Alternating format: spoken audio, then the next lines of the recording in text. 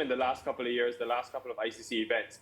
They have this in them. I remember that Zimbabwe game. They lost very narrowly, but it's a game where you expect them to win. Here again, coming into a T20 World Cup, we know India, Pakistan are the two sort of big favorites to go through and go on to the next round.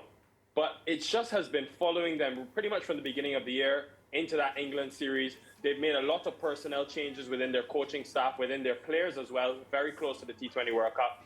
And it just seems to be a lack of continuity. Obviously, they had a captaincy change as well with Babar Azam just taking over for this tournament again.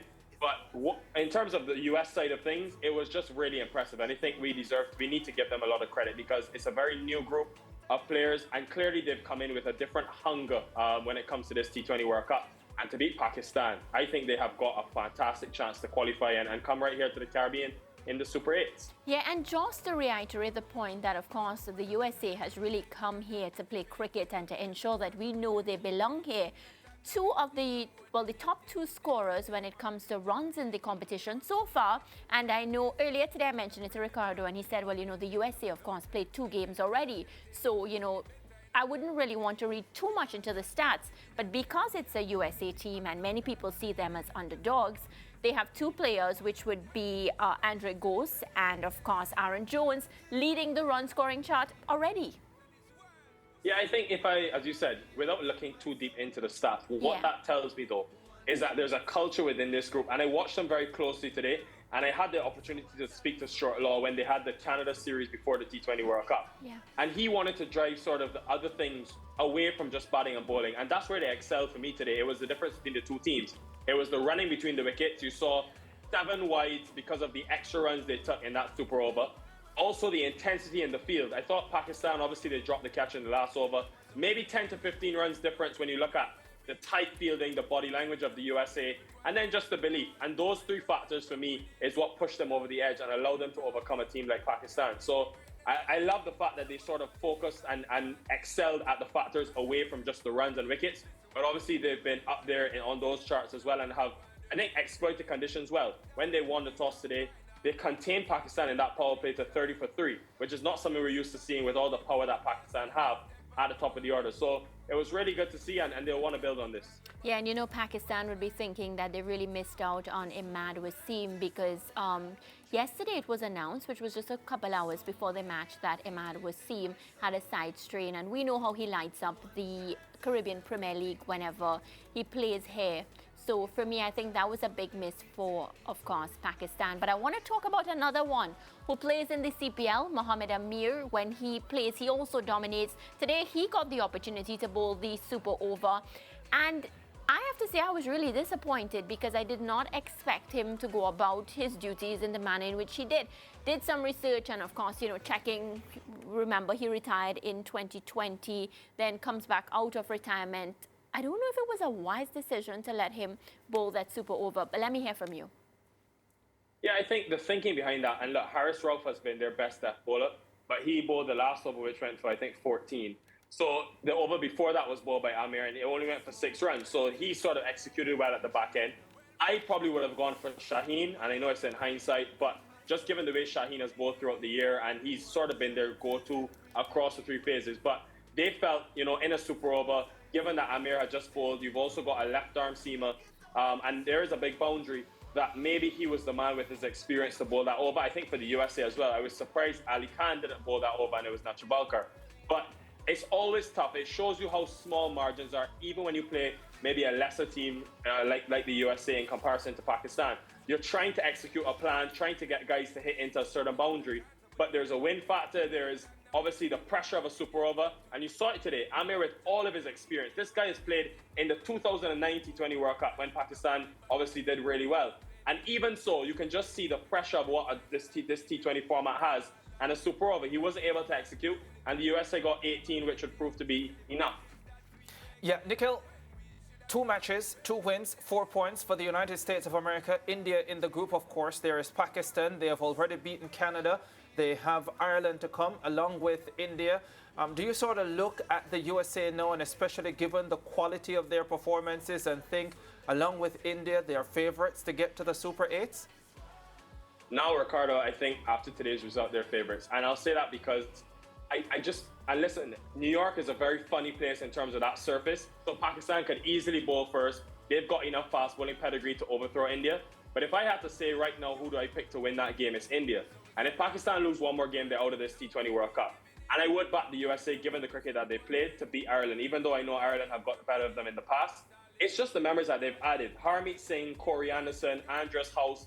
These guys were not in the USA teams of the past. So this is a new group, and you can see the international experience that they're bringing. It has sort of uplifted the entire group. To have Short Law, who's coached Bangladesh, he's coached the West Indies, I think he's played a huge role into this, and just the planning, you see the way that they're going about things very strategically. So it is a brand new team, and I think we can't sort of take the old results into account. I think they're going to beat Ireland, and listen, all right, they're not going to beat India. We don't know, but I think they'll start second against India, but I have them going through to the Super 8s. Yeah, and interestingly, because you've spoken about this since the start of the tournament, the International Cricket Council, the ICC, coming out today and admitting that the pitches in New York have not been up to scratch, and hopefully that they will get better throughout the course of the tournament, and that work is being done. But I want you to talk about the surface in Dallas, Texas, because I thought it was a very good cricketing surface, and it doesn't matter what form of cricket, there was enough in there for the bowlers, and if you can bat, there was a lot in there for you as well.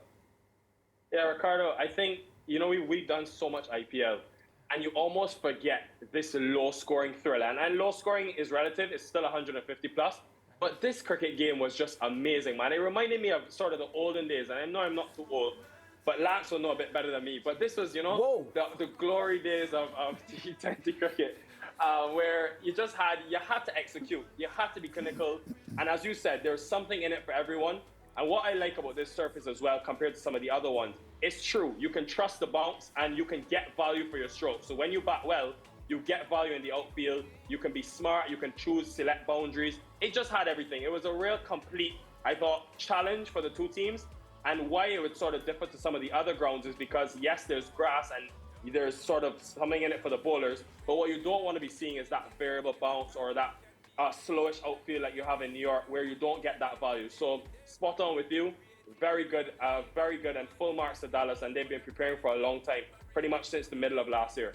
Yeah, Nikhil Chandani, you know, when a man has been in the business for 40 years, you have to be careful how you take jabs at him. But I'm very sure, given his experience, that he can defend himself, and I don't need to try and defend him. Right, Lance Whitaker? I'm okay. He didn't say anything that was out of order. No, but Lance, thank you. It was not a jab. I was just notifying your experience. Yes. You're a stalwart in this industry. You know, Ricardo and me, we've now arrived. That's exactly how I took it, Nikhil. Don't worry about it. Thank you. Don't listen to Ricardo. Ricardo's just always trying to spur something. Yeah, he's being provocative. Quickly, before we leave the USA, they've had some administrative issues in the past couple of years, Nikhil, with the ICC threatening to suspend them and so on. How does this surge that we're seeing from them in the ICC T20 World Cup sort of repair that kind of damage and put a different kind of spin on cricket in the USA? Yeah, I think, to be honest, Lance, going into the World Cup as well, there were some things happening in the back room where there was a bit of confusion. But what they've been able to do is, and even though it was a new group, and that's why I was kind of curious to see how would the Corey Andersons, the Harmeet Singhs, guys who have just come in, ahead of some guys who have been in the team for years, how would that sort of mesh? How would the chemistry be between them? But I think what they've realized, and again, credit to Short Law and his team, Kevin Darlington, assistant coach, Kirk Higgins, manager, because what I think they've been able to build is a culture where they said, guys, we're going to put aside everything that we've sort of gone through leading up to this. It's been a disappointing run. And that Bangladesh series, which they won coming into the T20 World Cup, it was almost like a different USA team you were seeing. Pretty much from the series before, they beat Canada 5-0 in a preparatory series coming into this one. But I just think they've sort of found a way to just put aside all the backroom noise and external noise. And in terms of what this can do for the USA, I love to see the pictures of the crowds, of people at the game shouting USA. And I can tell you, Lance, every weekend there's under 7s, under 11s, under 13 cricket going on. When they see these stars on television at the games doing so well, it's only going to inspire more and more children to play this sport. So it's huge for the game and the impact. Yeah, reference was made in the zone today that Ricardo Powell, the former Jamaica and West Indies batsman, had said some time ago that he thinks, given the trajectory of U.S. cricket, that they'll be able to beat the West Indies in the not too distant future. So we'll be watching that space and see what happens with USA cricket. But we know Namibia are playing Scotland at the moment, Nikhil. A quick recap on last night's game between the Aussies, kicking off their campaign against Oman. Defeating them comprehensively and getting the start they wanted. Yeah, it wasn't easy though, Lance. At the start, you saw David Warner, Marsh, guys who you're used to seeing strike at 150, 160 against an Oman attack that you probably say is not used to bowling at that sort of quality. But the way that they had them in the first 10, I would say, it was quite impressive. And again, conditions, not the easiest of surfaces to bat on, variable bounce, a bit too paced, and Oman exploited that. But they just didn't have the batting pedigree enough to take on what Australia are putting forward. I think, though, what Marcus Stoinis is doing in this year in terms of with ball in hand, got 3 wickets last night, got very important runs at a quick pace. What he is adding to all the teams he plays for, whether that's in franchise cricket or Australia now, I think he is so valuable. And they've got someone like Cam Green on the bench. I don't see how he gets in, maybe for Glenn Maxwell, but they're just so balanced. Every world event, they just seem to be one of the more balanced teams. Imagine Pat Cummins can't even make that 11. Just tells you how the strength of their team. But the real test for them comes on Saturday when they face also an equally strong England team. Yeah, I saw where Mitch Starc left the field last night with a bit of a calf strain. They did suggest at the end that it was cramps and nothing too serious, so maybe he will be in. Not that I'm a huge fan of Mitch Starc. Ricardo and I had a discussion on him a couple of weeks ago, and for me, he sprays the ball around a bit too much, Nikhil. I much prefer Josh Hazelwood, who is a little bit more direct and a little more consistent in his line and length. I don't know what Mitch Starc is going to offer. I know when he's hot. But the dependability, he just sprays the ball. When the ball leaves his left arm, it just sprays. And that's not my kind of bowling. Well, that doesn't surprise me one bit, Lance, because Ricardo is a man, he takes a lot of risks. You are safe and by the butt on the straight and narrow. So I expect that. But listen, I think when it comes to both of them, obviously Australia have got some problems, good problems to have in terms of selection. But I think Starc is a must, just for me. I think the aggressiveness, the different angle he provides being a left-arm seamer. And when you say he sort of sprays the ball, it's more often he's looking for a swing. So it tends to be quite full. And sometimes he gets it wrong, but more often than not, he gets it right, as we saw in that first over last night. So yeah, Australia are going to be a force to beat, man. And West Indies and those teams have got to prepare for a fast bowling onslaught if they get there. Yeah. Well, Ricardo has already picked the West Indies to win the World Cup. I'm not sure if he's still on that path. Is he? Why would I change, Lance? I'm not saying you would change. I just want to reaffirm that is where your pick is. Of course it is. I'm What not I would say, though, guys, flip-flop, is just watching Australia last night bat on that surface, watching South Africa bat in New York, it was a couple of days ago. And those are sort of my 2 picks along with the West Indies to be up there. I think it's going to be a huge adjustment. You think about South Africa, they are used to facing fast bowling on flat decks where they get, high altitude and big sixes. Australia similar. This is a completely different sort of challenge for them. So watch out for teams like Afghanistan. I think New Zealand are quite versatile as well. Listen, this World Cup is wide open, as we've seen right here today.